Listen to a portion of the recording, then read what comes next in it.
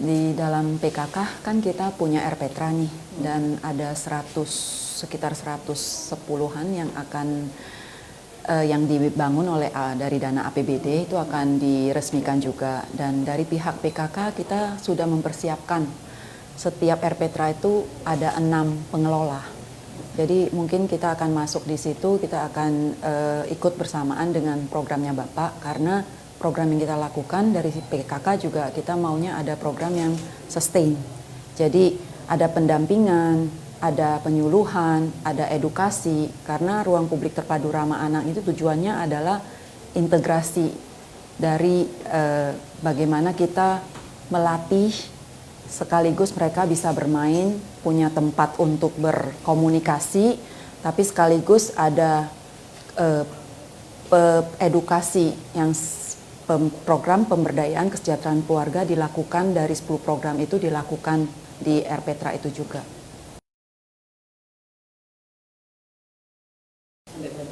Kita akan mempersiapkan program dari PKK itu supaya juga bisa dipergubkan.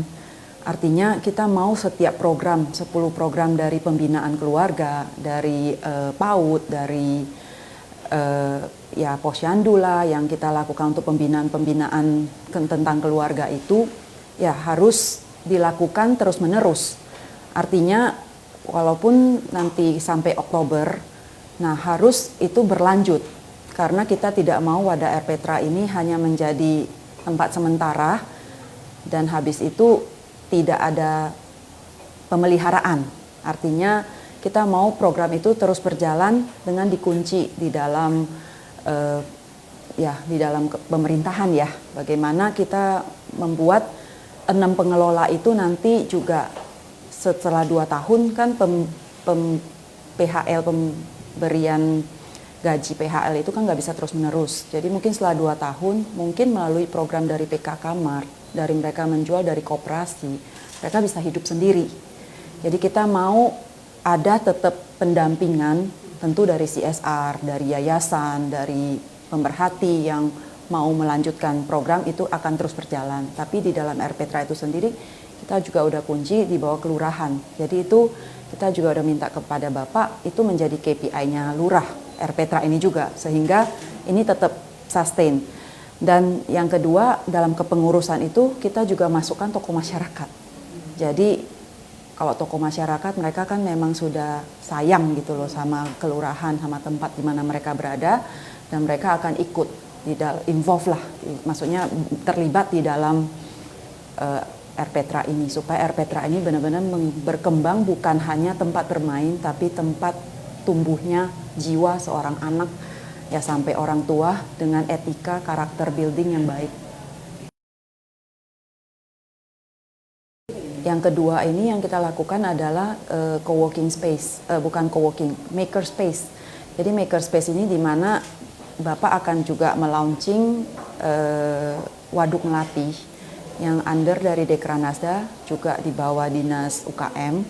Nah kita mau membina para pengrajin-pengrajin muda dan juga membina para pengrajin yang mungkin dari nol lah, bukan pengrajin tapi dari nol kita memberi skill kepada ini. Target kita adalah pemberian skill ini di rusun.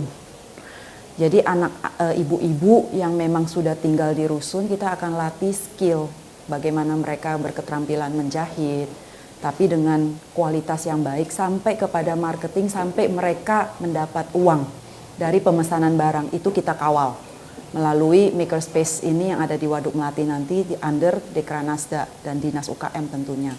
Terus yang kedua ya kita selain menyulam kita juga menjahit, kita juga melatih batik yang sudah terjadi di Marunda ini kita akan continue. Kita tidak akan tinggalkan mereka hanya melatih begitu saja, istilahnya cuma lulus SD gitu. Kita mau mereka sampai lulus istilahnya lulus sampai kuliah lah, sampai bisa jadi. Nah kalau satu hari mereka menjadi para UKM yang kecil yang bisa mulai ya nggak apa-apa. Tapi kalau tidak ya mereka hanya dipekerjakan yang mempunyai keterampilan yang menerima pesanan. Jadi tujuannya adalah kita menciptakan home industry. Tapi kan itu di rusun. Karena kan Bapak akan pindahin begitu banyak orang-orang yang akan di rusun dan ibu-ibu itu stay di situ, maksudnya tinggal di situ. Jadi ini yang kita bisa bantu dengan mungkin kerjasama dengan pemerintah lagi. Setiap rusun lantai paling dasar itu menjadi tempat pelatihan keterampilan. Nah, sembari melatih keterampilan, nah etika kita akan ajarkan tanggung jawab, bahwa kalau kita kasih pelatihan gratis, itu bukan gratis, tapi itu ada yang membayar buat kalian. Jadi kita harus mengajarkan tanggung jawab, karena tidak ada sesuatu yang gratis. Semua adalah, kita harus, apapun yang diberikan kepada kita, ya kita harus bertanggung jawab menggunakannya. Jadi kita mengajarkan dari pelatihan-pelatihan ini etika yang baik, rasa tanggung jawab, bahwa memberikan yang terbaik. Kalau kalian memberikan yang terbaik, ya tentu mudah-mudahan Tuhan akan mengembalikan gitu loh. Asalkan permintaannya seperti apa, ya jadinya harus seperti apa. Bukan karena dilihatin gitu, tapi mereka benar-benar bekerja karena mereka tahu mereka punya tanggung jawab dan mereka akan diupahkan dengan hasil yang baik. Nah, dari program dinas kan sebenarnya ada pelayanan satu pintu ya, jadi pintu hati ya namanya ya, dari programnya Dr. Kus. Nah, ini dengan PKK kerjasama, karena PKK sendiri kan punya pendataan dasawisma. Nah, dan dasawisma sekarang kita sudah benar-benar online. Jadi ada tim dari saya, tim PKK yang dari saya yang digital lah. Jadi kita mau nggak mau di zaman era ini ya mau nggak mau kita harus mengejar digital daripada manual. Jadi orang-orang yang ada di sekitar itu mereka sudah input sendiri. Nah, tadinya kita kerjasama sama Dr. Kus, biar tidak 2 kali kerja, 1 kali aja dengan pintu hati. Jadi Dr. Kus dengan puskesmasnya itu kan Bapak maunya 1.251 dokter. Jadi dokter itu harus bisa datengin ke rumah sebenarnya untuk memeriksa kalau yang tidak mampu, kalau yang nggak sanggup datang kan, kalau yang nggak mau datang atau apa, itulah kita pelayanan satu pintu, pelayanan dengan hati. Datang ketuk pintu, layanin dengan hati. Itu yang programnya Dr. Kus. Nah, dengan kita ya kita gandengkan dengan kita kan lebih kepada preventif. Jadi kita ya istilah mengajar, memberikan penyuluhan yang KB lah, apa kita ikut penyuluhan dan sekaligus mendata. Jadi itu program yang kita lakukan, dan dasawisma untuk supaya ada musrembang, bisa ada kebutuhan tahun depan, kita minta dasawisma kita, kepala-kepala kelompoknya itu menginput data sendiri kepada kita. Dan itu udah banyak sekali sih, mungkin bisa 6.000 RW atau berapa, udah input sendiri, jadi data-datanya udah ada. Nah, disabilitas sebenarnya itu kan disabilitas ya yang paling penting adalah RPTRA itu, di mana tempat ruang publik terbuka itu harus bisa ada disabilitas punya akses, itu yang paling penting. Sama toiletnya juga kita harus bisa bikin yang memang selama ini yang memang kita ini ukurannya yang memang kursi roda juga bisa masuk.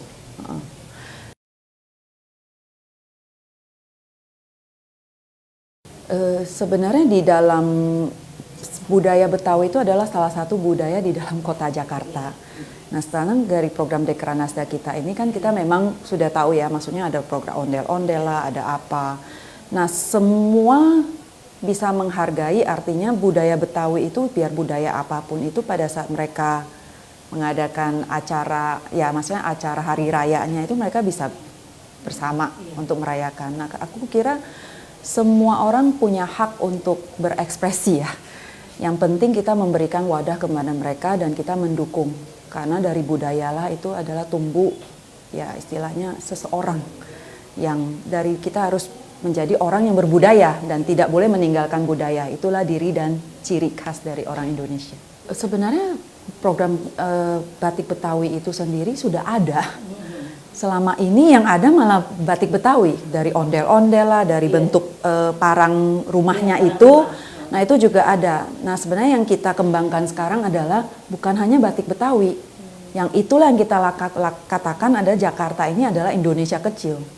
Yang kita lakukan ini adalah bukan hanya budaya Betawi, tentu budaya Betawi, baju-baju Betawi itu tetap dikembangkan. Karena memang udah eksis, sudah ada. Tapi bagaimana secara keseluruhan ini kota Jakarta ini yang sebenarnya bisa ikut bersama menjadi bagian. Ya, kita akan lanjutkan program ini karena 5 tahun ke depan targetnya kita adalah kita menciptakan manusia yang berkarakter. Dan itu tidak bisa dilakukan hanya dalam 1 tahun, itu yang seperti kita sebutkan. Dan saya yakin dalam 5 tahun ini kalau dengan program yang sustain kita lakukan, pembangunan karakter, etika yang kita berikan, kita akan bisa menjadikan 5 tahun ini anak-anak kita berpikiran yang positif, ya ibu-ibu yang mandiri. Nah, itulah tujuan kita ke 5 tahun ke depan, kita mau menciptakan manusia-manusia yang berkarakter dan ibu-ibu yang bisa mandiri dengan memberikan skill hati yang baik dan kekeluargaan tentunya. Dan program yang kita lakukan, saya ngutip, kita tidak bisa dibentuk hanya program yang 1 kali tepuk. Kita itu bisa dibentuk kalau kita membuat satu program yang memang continuous sampai, karena itulah yang membentuk karakter kita dengan pengulangan-pengulangan etika, pengulangan-pengulangan penyuluhan yang terus-menerus, itu yang membentuk etika kita. Nah, itu yang sebenarnya mau kita lakukan untuk masyarakat.